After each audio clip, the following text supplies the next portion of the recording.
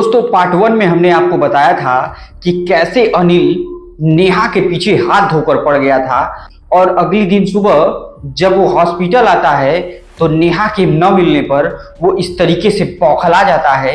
ये सारी कहानी आप पिछले एपिसोड यानी पार्ट 1 में सुन चुके हैं, लेकिन हमने आपको एक नाम बताया था पार्ट 2 में और वो नाम था सपना।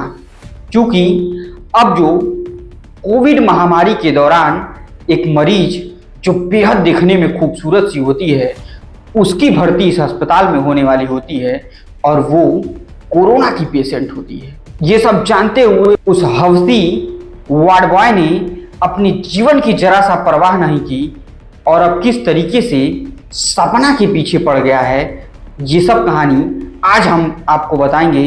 यकीन मानिए कहानी सुनने के बाद आप भी बेहद चौंक जाएंगे और ये भी हम आपको बताएंगे कि कैसे अनिल को एक बीमारी हुई जिसकी वजह से वो कुछ ही दिनों के अंदर मर गया।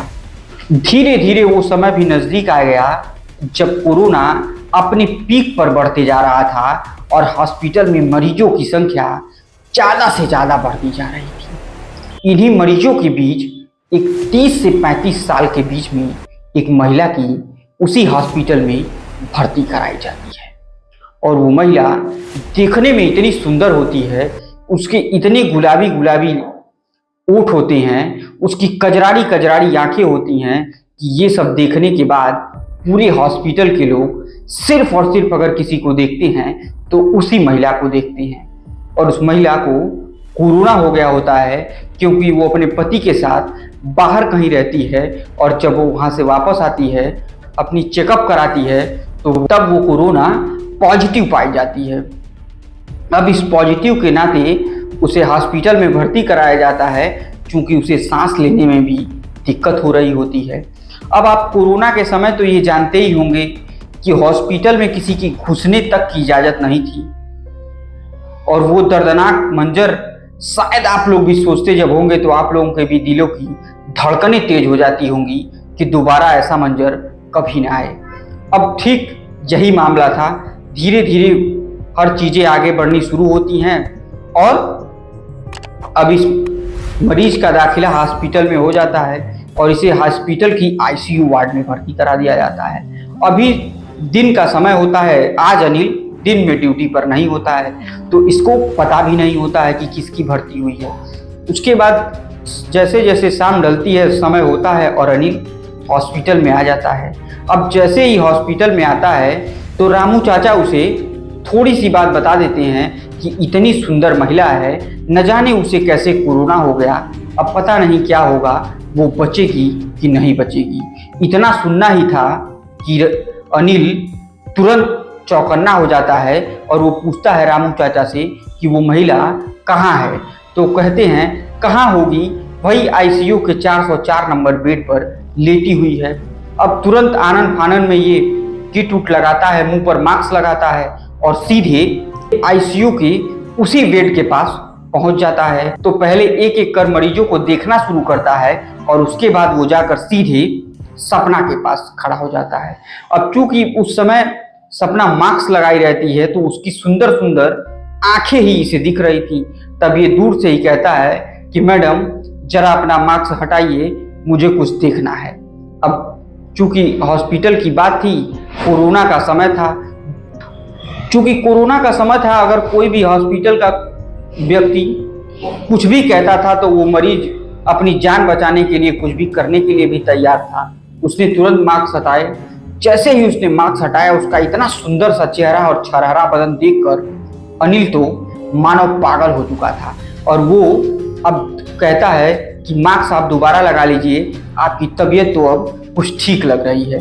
लेकिन उसे तो कुछ पता ही नहीं होता है, वो तो सिर्फ इसे अपनी जाल में फंसाने के लिए बात समझाने की कोशिश करता है। अब मामला धीरे धीरे आगे भी बढ़ने लगता है। जब सपना को पता चलता है कि मेरी तबीयत ठीक होती है तो थोड़ा सपना रिलैक्स में आती है, चेहरा उसका और खिला खिला हो जाता है। अब रात भर अनिल उसी बेड के इर्द गिर्द घूमता रहता है और सपना से बात करता, सपना भी बात करती और हंसती मुस्कुराती। ऐसे बात करते करते इन दोनों के बीच में रात कब कट गई ये बात तो पता ही नहीं चला। लेकिन सपना ये बहुत बड़ी गलती कर रही होती है जब हंस हंस के वो अनिल से बात करती है तो अनिल को ऐसा लगता है कि ये हंस नहीं रही है, बल्कि ये भी मुझसे प्यार करने लग गई है। अब यही प्यार किस तरीके से सपना के लिए काल बनने वाला था, सपना भी ने भी नहीं सोचा था। अगली दिन सुबह जैसे ही होती है, अनिल अपने घर चला जाता है और फिर शाम के समय जब ड्यूटी पर आता है तो आज वो मन बना लिया होता है कि आज सपना के साथ थोड़ी बहुत हरकतें तो करनी ही है। जैसे ही वो आज हॉस्पिटल आता है, 2-4 मरीजों को इधर उधर देखता है और सीधे सपना के पास पहुंच जाता है। सपना के पैरों को सहलाना शुरू करता है और पूछता है कि कुछ फील हो रहा है। तो वो कहती है कि हाँ, इतने दिन से लेटी हूँ, थोड़ा सा अच्छा लग रहा है। तो इस बात को सपना तो अच्छे वे में समझ रही होती है, लेकिन अनिल को लगता है अब सपना भी तैयार है। अब उसके बाद इसका हाथ और ऊपर की तरफ बढ़ता चला जाता है, लेकिन सपना कहती कि अब रहने दीजिए, अब कोई ज़रूरत नहीं है। उसके बाद ये तुरंत, चूंकि एक बार नेहा से ये बच चुका रहता है, तो कदम फूक फूक कर रखता है और हाथ हटा लेता है। फिर रात में उसी बेड के इर्द गिर्द आता, कभी कुछ सहलाता कभी कुछ सहलाता, और सपना भी कुछ नहीं बोलती और दोनों हंसते मुस्कुराते बात करते रहते हैं। लेकिन आज रात में वो मूड बना चुका था कि अब चाहे जो भी हो जाए, आज सपना के साथ फिजिकल रिलेशनशिप में आ ही जाना है। अब वो देर न करते हुए सपना के पास पहुंचता है, कहता है अपना मास्क हटाओ। सपना मास्क हटा देती है और वो जबरदस्ती सपना के मुंह पर मुंह रखकर उसे किस करने लगता है। इस पर सपना विरोध करती है, उसे हटाना चाहती है, कहती है तुम ये क्या कर रहे हो, मैं तो मरी रही हूँ, तुम भी मर जाओगे। वो कहता है जाने मन, मैं मर जाऊंगा, मुझे कोई दिक्कत नहीं, लेकिन आज मैं तुम्हारे साथ भरपूर प्यार करना चाहता हूँ। और वो सपना के ऊपर चढ़कर जबरदस्ती करने लगता है। क्योंकि कोरोना का टाइम था, आधे मरीज तो वैसे ही रात के समय सोते रहते हैं और सपना छटपटाती रहती है कि तभी वो कहती है 1 मिनट उतरो, अब मैं भी तैयार हो जाऊं, फिर तुम अच्छे से कर लेना। अब जैसे ही अनिल उतरता है, सपना को मौका मिलता है, वो तुरंत इमरजेंसी बेल बजा देती है। जैसे ही इमरजेंसी बेल बजती है, डॉक्टर से लेकर वहाँ बैठे कर्मचारी तक सारे लोग अंदर आ जाते हैं और वो सबके सामने कहती है कि अनिल मेरे साथ जबरदस्ती कर रहा था। ये सुनना ही था कि हॉस्पिटल की साख का मामला था। तुरंत पुलिस को बताया जाता है, पुलिस आती है, अनिल को गिरफ्तार करती है और गिरफ्तार करके जेल भेज देती है। लेकिन जेल में जाने से पहले अनिल का एक टेस्ट होता है, जिसमें वो कोरोना पॉजिटिव होता है।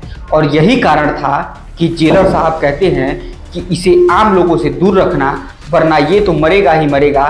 सिपाही से भी कहते हैं तुम भी मरोगे और जो इसके संपर्क में आएगा वो भी मर जाएगा। इस नीच व्यक्ति के संपर्क में आने से इतने लोग मरे, उससे अच्छा है कि ये ही खुद मरे। उसी जेल की काल कोठरी में चिल्ला चिल्ला कर अनिल तड़पता है, लेकिन जब उसकी हालत सीरियस होती है तो फिर उसे हॉस्पिटल में भर्ती कराया जाता है और जहां अनिल दम तोड़ देता है। शायद उस रात में अगर अनिल उसकी आदत न बिगड़ी होती और उस सपना के ऊपर न चढ़ा होता और सपना के साथ उल्टी सीधी हरकतें न किया होता, तो शायद अनिल आज जिंदा होता। लेकिन अपनी एक छोटी सी 10 मिनट की खुशी पाने के लिए उसने अपनी जिंदगी को हमेशा हमेशा के लिए खत्म कर लिया। तो दोस्तों, आज की कहानी यहीं पर समाप्त करते हैं। उम्मीद करते हैं हमारी कहानी आपको बहुत पसंद आई होगी। पसंद आई तो वीडियो को लाइक, चैनल को सब्सक्राइब और वीडियो को शेयर करना बिल्कुल मत भूलिएगा। और तब तक के लिए मुझे दीजिए इजाजत। जय हिंद, जय भारत।